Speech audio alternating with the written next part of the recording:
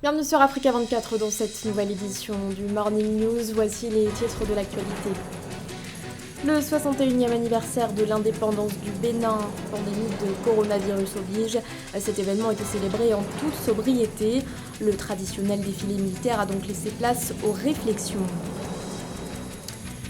Développer davantage la filière viande, c'est l'objectif affiché par le gouvernement tchadien. Les autorités ont à cet effet conclu un mémorandum d'entente avec la société Arise.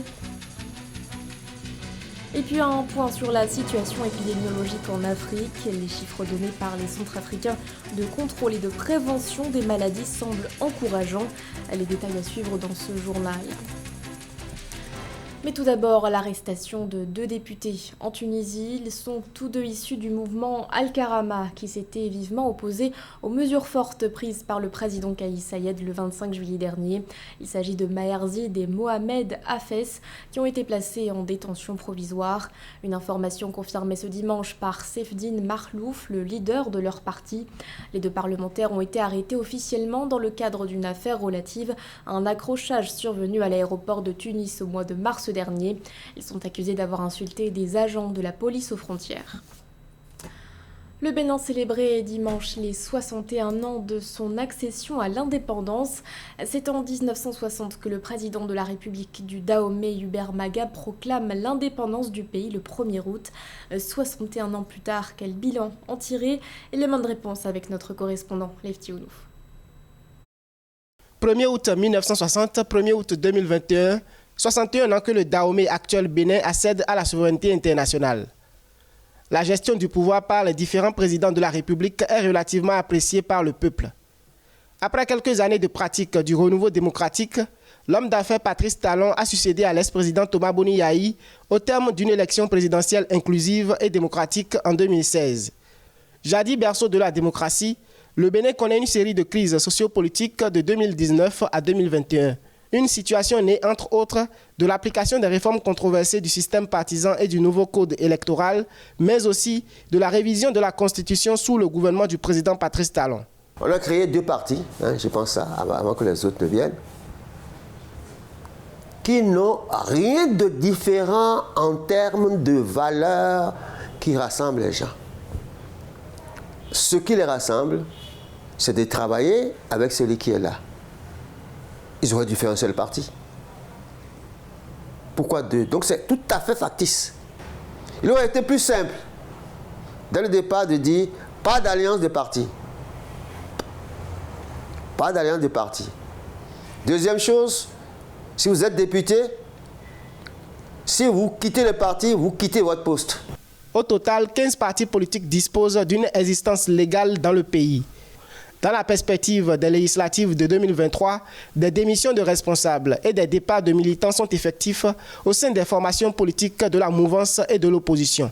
La réforme du système partisan pose des problèmes que ceux-mêmes qui l'ont conçu et initié, on voit de leur côté les problèmes qui montrent que cette réforme doit être revue. Une réforme du système qui induit l'exclusion d'une bonne partie des formations politiques à des élections. Il y a problème.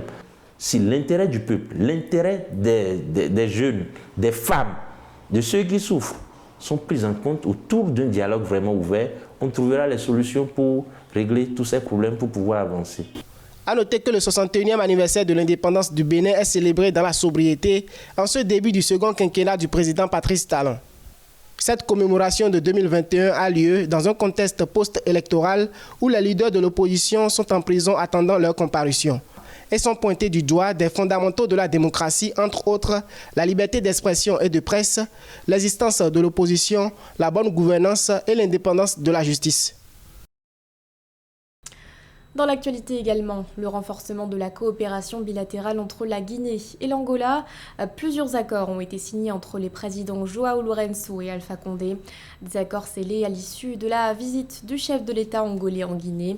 Selon le ministre guinéen des Affaires étrangères, Ibrahima Khalil Kaba, ces accords ciblent plusieurs domaines, celui de la défense et de la sécurité notamment, mais aussi celui de l'éducation, des mines, des transports ou encore de la santé.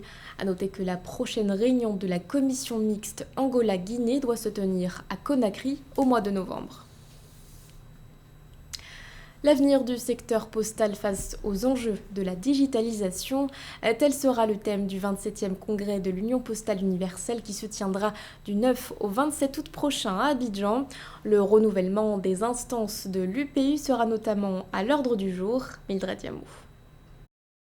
Du 9 au 27 août 2021, la Côte d'Ivoire va accueillir le 27e congrès de l'Union postale universelle, organisation qui rassemble 192 pays membres pour préparer l'avenir du secteur postal mondial. Ce congrès, qui se tient tous les 4 ans et qui réunira la communauté postale mondiale, se déroulera en Afrique pour la seconde fois dans l'histoire de l'organisme. Pour nous, c'est une fierté. Donc, c'est le lieu déjà de dire merci au président de la République, son Excellence M. Alassane Ouattara, pour tout le poids qu'il a mis dans l'organisation de ce congrès. Donc, c'est une fierté. Pourquoi? Comme vous dites, c'est la deuxième fois que le congrès a lieu en Afrique. La fois précédente, c'était en 1934, en Égypte. Une fierté que l'Afrique se soit reconnue à la Côte d'Ivoire, que les pays africains nous aient soutenus et surtout que tous les pays de la Poste du monde entier aient décidé et aient voulu se retrouver à Abidjan du 9 au 27 août 2021, donc dans quelques jours. Organisé autour du thème « L'avenir du secteur postal face aux enjeux de la digitalisation », ce congrès va déboucher sur la nouvelle stratégie postale mondiale pour les 4 prochaines années, la digitalisation des services de la Poste et surtout le renouvellement des instances de l'organisme à compter du 25 août 2021. Les travaux principaux, ce sera de voir comment la Poste va s'organiser ou comment s'organise en tenant compte de la digitalisation des services postaux et comment est-ce qu'on va traiter tout ce qui va tourner autour du commerce électronique, du e-commerce, puisqu'il y a des géants dans ce domaine-là qui ont bousculé le marché de manière positive, je veux dire. Donc voilà, il faut que les postes aussi soient positives et puissent faire face à ces nouveaux enjeux. Donc on pense que c'est une belle opportunité, ça permet aux postes d'avoir du potentiel et puis je pense que quelque part, avec les envois de mandats, ça permet de faciliter les échanges entre les différents pays. Donc je pense que la Poste est un acteur important du secteur bancaire, du secteur financier et je pense que tout ceci contribue à l'évolution du métier et à son devenir. Les acteurs de l'univers postal mondial souhaitent s'attaquer aux défis de ce secteur afin de renforcer le commerce électronique au milieu de la pandémie de Covid-19. Organisme spécialisé des Nations Unies, l'Union postale universelle est créée en 1874 avec son siège à Berne en Suisse. Ce congrès devait se tenir à Abidjan du 10 au 28 août 2020, mais il a été reporté en raison de la pandémie du coronavirus. Au Tchad, le gouvernement entend moderniser le secteur de l'élevage. C'est dans cette optique que les autorités ont signé le 29 juillet un mémorandum d'entente avec la société Arise. Ce partenariat va permettre de mettre en place la phase 2 d'une étude de faisabilité en vue de favoriser le développement de la filière viande. Un reportage de notre correspondant Mahamad Ramadan. Au Tchad, le gouvernement privilégie le partenariat public-privé pour accélérer la modernisation et l'industrialisation du secteur de l'élevage, à l'exemple de la signature d'un mémorandum avec la société Avice pour développer des zones industrielles spécialisées des produits de l'élevage. Un partenariat qui permettra au pays de tirer pleinement profit de ses ressources animales estimées à plus de 110 millions de têtes de bétail et limiter les exportations des bétails sur pied. À travers les activités connexes qui vont permettre de livrer des services, de commencer à exporter la viande Made in Tchad, de labelliser cette viande et tout ce qui a comme sous-produit, le lait, la peau et tout le reste qui peuvent être transformés et vendus sur le marché régional, le marché local, le marché international. Mais qu'à travers, et c'est très important pour moi de le dire, à travers l'arrivée de Arise au Tchad, c'est une option de crédibilisation de notre position. C'est une option d'assainir, de renforcer notre climat des affaires. Les commerces transfrontaliers du Tchad avec les pays voisins dans les domaines de l'élevage se font essentiellement par l'exportation des bétails sur pied, ce qui constitue une perte annuelle de plus de 300 milliards de francs CFA pour le trésor public. La réalisation des zones industrielles spécialisées dans la transformation des filières de l'élevage proposée par la société Avice permettra au pays de générer des ressources supplémentaires et de créer des emplois aux jeunes. La phase 2 des études en vue de la réalisation de zones industrielles spéciales pour le traitement, la transformation de la filière bétail en viande et en produits. C'est l'aboutissement de 2 années maintenant d'études et de discussions et de travail sur le terrain pour aboutir à ce protocole qui vise à une forte industrialisation de la filière bétail-viande. Pour rappel, l'élevage au Tchad, bien que basé sur la transhumance et les pratiques rudimentaires de production, contribue à environ de 40% du PIB du pays. Sa modernisation et son industrialisation pourraient permettre au pays de faire face à la crise économique et financière provoquée par les chocs exogènes. Qu'en est-il de la situation épidémiologique en Afrique? Les centres africains de contrôle et de prévention des maladies livrent de nouvelles données à l'heure où beaucoup de pays se retrouvent submergés par la propagation du variant Delta. Face à cette situation, la directrice régionale de l'OMS pour l'Afrique, Matshidiso Moeti, plaide pour une accélération de la vaccination. Nathalie Mou. À la 29e semaine épidémiologique en Afrique, une baisse de 15% des nouveaux cas de Covid-19 a été enregistrée par rapport à la semaine précédente. Les nouvelles infections se sont élevées à 238 000 selon des chiffres des centres africains de contrôle et de prévention des maladies Africa CDC. L'Afrique australe est la région la plus touchée, tandis que l'Afrique centrale a connu le nombre de nouveaux cas le moins important sur la période étudiée. Notons que le nombre de nouveaux cas de Covid-19 en Égypte a connu la baisse la plus significative, soit 32% en moyenne, au cours des 4 dernières semaines. Les centres africains de contrôle et de prévention des maladies continuent de soutenir les pays dans leur plan de riposte contre la pandémie de Covid-19. Durant la deuxième vague, nous avons mis en place ce que nous avons appelé les swap teams et nous les avons déployés dans plusieurs pays. À l'examen des chiffres de Africa CDC, l'on note une hausse du nombre de décès sur le continent, fait qui montre un contraste avec l'inflexion de la courbe des néo-infections sur le continent. Selon l'Organisation mondiale de la santé, OMS, le Covid-19 est devenu plus mortel en Afrique au cours du mois dernier, 80% en moyenne de décès enregistrés. L'inéquité dans l'accès aux vaccins est mise en cause. Il est crucial que les pays augmentent leur capacité vaccinale afin d'atteindre le plus de personnes possible, ce qui implique la mobilisation de moyens financiers, logistiques et humains nécessaires à la gestion des campagnes de vaccination. Il est aussi question de sensibiliser les populations qui ont une mauvaise perception de la vaccination et celles qui sont mal informées sur le sujet.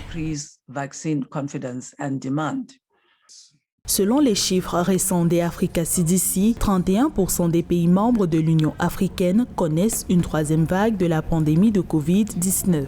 23% des pays vivent une troisième vague plus difficile que la précédente. 2 pays connaissent une quatrième vague, à savoir l'Algérie et la Tunisie. 21 pays africains sont actuellement touchés par le variant Delta.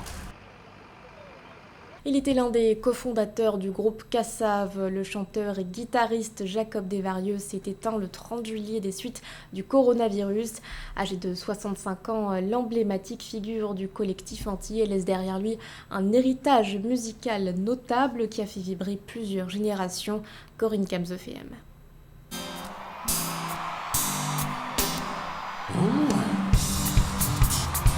Une énergie sur scène qui ne pourra plus jamais distiller. Jacob Desvarieux est décédé ce 30 juillet à Pointe-à-Pitre, en Guadeloupe, des suites de Covid-19. Son héritage culturel est immense. Chanteur, guitariste, arrangeur et producteur français, il est surtout l'un des cofondateurs du célèbre groupe de musique Kassav.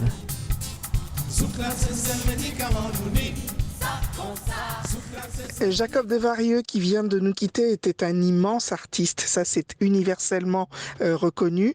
Un homme qui avait à cœur de défendre les identités, nos identités, les identités caribéennes, les identités africaines. Et en ça, il a été avec Kassav notamment un des marqueurs de ces mouvements. Né le 21 novembre 1955 à Paris, Jacob Desvarieux sera très tôt entraîné par la passion du voyage de sa mère. Sa maman, il me disait ça lors d'une interview, sa maman avait toujours eu envie de vivre en Afrique et le premier pays où il a atterri, où elle a atterri, c'était le Sénégal. Donc Jacob avait 4 ans et donc il a grandi au Sénégal. En fait, c'est un petit Wolof, c'est un petit Africain. Rentré en Europe et après des débuts timides en musique, il cofonde en 1979 avec Pierre-Édouard Décimus le groupe Kassav avec d'autres voix qui deviendront célèbres comme celle de Jocelyne Berroat. Jacob, c'est une grosse perte immense pour nous artistes et aussi pour le public parce que Jacob, c'était une figure emblématique du groupe, ils étaient plusieurs, il en fait partie. Et moi, je pense personnellement que Kassav a apporté beaucoup de choses dans la musique urbaine. Non seulement c'était un des très très bons musiciens, mais c'est aussi de très grands communicants qui savaient comment donner la joie aux gens. Et la perte de Jacob, c'est une grosse perte. Les tournées commencent en 1982. Jacob Desvarieux et son groupe inventeur du zouk deviennent leaders de la scène antillaise. Il aimait bien rappeler au public les origines africaines de ce rythme que le groupe Kassav a réussi à imposer sur la scène mondiale. La définition, je dirais que c'est un peu comme les gens qui la font, quoi. Ce sont des Africains, on va dire. C'est une grosse racine africaine.